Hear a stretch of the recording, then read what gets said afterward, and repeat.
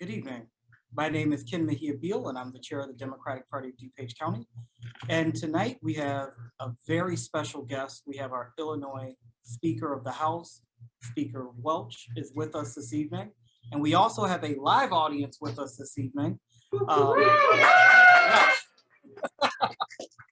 And tonight we are going to talk about a few things, but mainly how great Illinois has been under your leadership. And I do want to thank you for everything you've done for our state and for joining us tonight. Oh, thank you, Ken. My pleasure. Thank you. I feel like this is the Ken Mejia-Beal show. It's not. So the first thing I want to talk to you about is just running for Speaker of the House. Yes. It was a historic win. Walk me through what made you decide to run and how it felt to win. You know, I actually had a great meeting this morning over breakfast with Big Shoulders organization. And someone asked me, the question was, what made me decide to campaign for Speaker? And honestly, I don't think I campaigned or ran for Speaker. I feel more like I was recruited. And I think anyone who is a history buff, a junkie when it comes to this world that we're in, Ken, would know that many of our great leaders, and I'm not saying I'm a great leader, many of our great leaders in history were recruited. It was something they didn't seek out, but they did it because people asked them to. And, you know, really, the first member of the House that reached out to me, even to plant a seed, I didn't even realize what was going on until much later, was the ComEd deferred prosecution agreement was announced in July of 2020, and Representative Wilgers already called me in August of that year, and he mentioned it, and I was like, well, you're out of your mind. What are you talking? I don't want to be Speaker. You know, Madigan's been around 2,000 years, and he'll probably be around another 2,000 years. He's not going anywhere. I just didn't believe he would not be Speaker, and so it was something that I wasn't even entertaining. And then another member called, and another member called, and by November or December, that number had added up, where it's something you at least it's in the back of your head, like, wow, maybe he's not going to be Speaker. But not until that Monday, before we would be sworn in that Wednesday, when he issued that statement that he was suspending his campaign, did it actually sink in. And so at that point, we had 48 hours to figure out who was going to be the next Speaker. And certainly all those calls that had started as early as August of 2020, those were real calls. And I definitely double checked with all those folks, and they confirmed that their opinions hadn't changed. And Tuesday morning, I officially threw my name in the ring. Well, we're happy that you won. We're happy that you're Speaker. And now I want to get down to one of the real big things that have happened. We have a balanced budget. So I want to talk about the budget. Can you just walk us through how we got to where we are now? I know it was a lot of hard work, great leadership, but. Well, we're where we are at the end of the day because of strong Democratic leadership. You know, it was Ronald Reagan who said, are you better off today than you were 4 years ago? And let's use that as our standard. Are we better off today than we were 4 years ago? Absolutely. Let's remind people where we were 4 years ago. 4 years ago, under our Republican leadership, we went through a 736-day budget impasse. We had $17 billion in debt. We were near junk bond status, and no one wanted to do business with the state of Illinois. Our universities were being ravaged. Our human services infrastructure was being ravaged.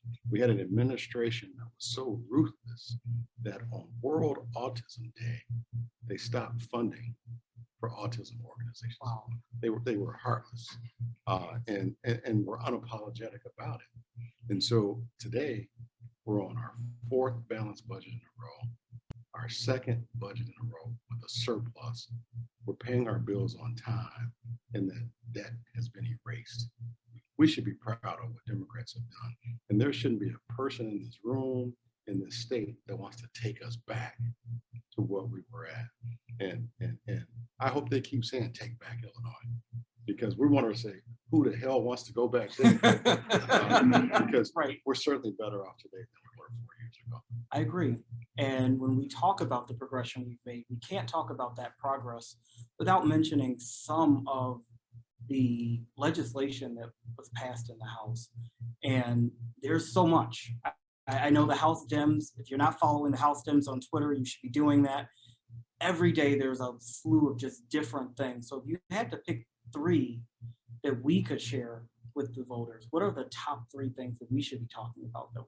Well, I certainly think we should be talking about the fiscal stability. We're not just fiscally stable. We're actually now toward financial surety. And we should really be bragging about the financial condition Democrats have put the state in. 4 balanced budgets in a row is something we should really be proud of.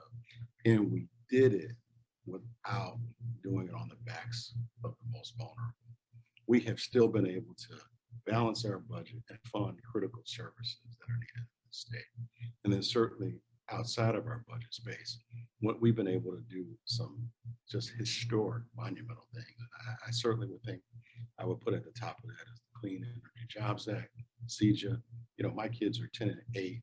One of the things I like to tell people is in their lifetime, they're going to see a 100% clean, green Illinois. I'm really proud of the fact that we did that. And we did it in a bipartisan way. I'm really proud of the fact that Illinois is leading in the electrical vehicle space. And we're on the global stage now because of that work with regard to environmental legislation. Want to know a difference between Democrats and Republicans besides the fact that we have this place on a nice fiscal track? We actually believe a woman should have a right to say what she wants to do with her body. We trust women. And, you know, if you look at the legislation that we have passed in the last couple of years, there's a clear demarcation between Democrats and Republicans. And if you look at what's going on across this country, as most recently in Oklahoma today, Republicans want to take rights away from women. And so I'm proud of the fact that Illinois is a dark blue state, a state that recognizes women's reproductive health, and we need to continue that. We know what would happen if we lost control of Illinois. All you got to do is look at what happened in Missouri, Texas, Alabama, Georgia, and most recently today, Oklahoma. And that is the 6-week ban that was just done today. So out of all those things, there's one more thing that I really want to talk about is the success that we have had as a state with our COVID response. We had some of the best response in the country. And it was something that you had to take on head on, and it was new and it was challenging. And I know you got a lot of slack for the mask on the floor and that kind of thing. What was your thought process with gathering our legislators and making sure that we had good COVID legislation? Okay, first, let me give credit where credit is due. Sure. And honestly, you know, Governor Pritzker really deserves a lot of the credit with his team. Dr. Ezike, when she was director of the Department of Public Health, and certainly the folks at the Emergency Management Organization, they really rolled up in this time of crisis and answered that call. And you know, we come out of 2019, his first year, you know, on a roll with all these historic wins that we had that year, and then boom, 6 months later, he's hit with this global pandemic. Right? No one expected to be in the pandemic, especially one that went on and still going on for over 2 years. And so I think the governor did a heck of a job. With regard to the legislature, you know, I just think it's important that we follow the science. You know, again, another one of those things that you see a big difference for some reason in Democrats and Republicans. Why on earth the global health pandemic was politicized? I don't know. I don't know if it's social media playing to the extremism in American politics today, but you know, that's one I hope we can figure out one day, because we shouldn't politicize a health crisis. And so following the science just made sense. And so as a legislature, we put in our rules a mask mandate. And so for me as the speaker, my job is to enforce the rules of the House. And if you don't like the rule, change it. If you got 60 votes to change the rule, change it. When we had 60 votes to change the rule, we changed it. And so to me, it became about the rules are the rules. If I come into your house, I'm going to follow your rules. If I don't like your rules, I'm not going to come in. And at the end of the day, that's what it's all about. With our folks on the other side of the aisle, it's if you let them disobey one rule, where does it stop? Right. The next day, it's going to be a different rule. And so to me, we have to make it clear that as long as this rule is on the books, we're going to enforce it. Well, we appreciate that. And my next question, I would be remiss to ask this question. I'm in a room full of really good, hardworking Democrats. Our party is strong, especially in the state of Illinois. Yes. So what are we going to do to really turn out that vote here in our midterm election? Well, first of all, this group is like preaching to the choir. Absolutely. I mean, you're talking to hardcore Democrats that know what it's all about, but it's going to be us hardcore Democrats that really need to get out and lead by example. We have to get back to the basics. We have to knock on doors. COVID kind of changed that in the last election. Yes. Now that we have the vaccines and the things that we need to stay healthy, we need to get back to knocking on doors. We need to put some holes in some shoes and have that direct contact with voters and really get out there and explain the difference between Democrats and Republicans in the state, because it's stark. I think in another area that you only gave me 3 earlier, but if I was able to go on and on and on, I would certainly talk about public safety. You can. Public safety is one where we are really proud of what we've done on public safety in all 4 of our balanced budgets, but particularly this last year, we put in over $500 million in this $46.5 billion budget for public safety issues. We put money, significant money, in law enforcement, but we also put money into root causes, because we think you have to address this issue holistically. You can't just address it and put money in one area and not the other. You got to do it with a holistic way. Mental health is critical. You have to fund mental health providers. We funded our domestic violence providers. We funded so many different areas. And what did the other party do? He voted no. So Democrats in this state aren't defunding the police. The only party in this state that's defunding police or voting to defund the police is the Republican Party. We have to go to the doors and explain that to the voters. We have to show them House Bill 900 and who voted what, because there's going to be millions of dollars spent against us. And if people are only turning on their TVs and watching commercials, they can easily be fooled. The way you win this election is doing the work.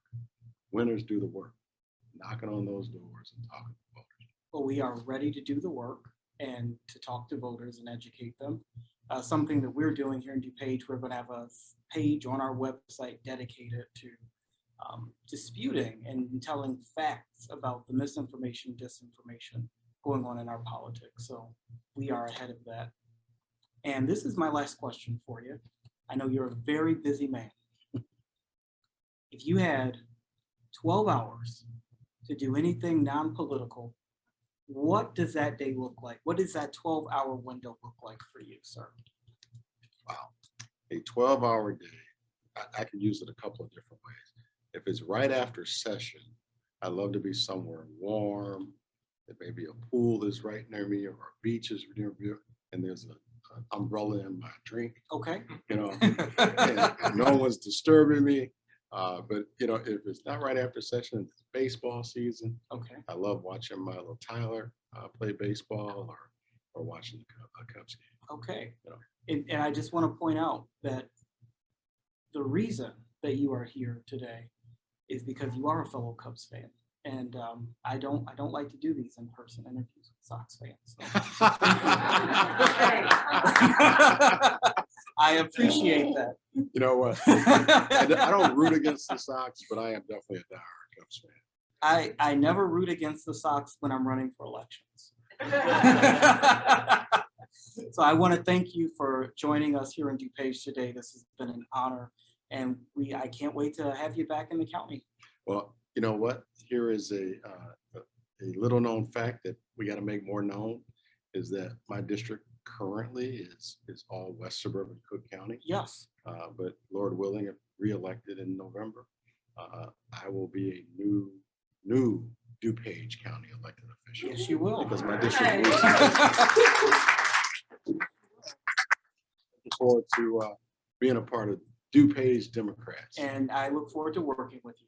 And let's go to work. Thank you. All right. Thank you for joining.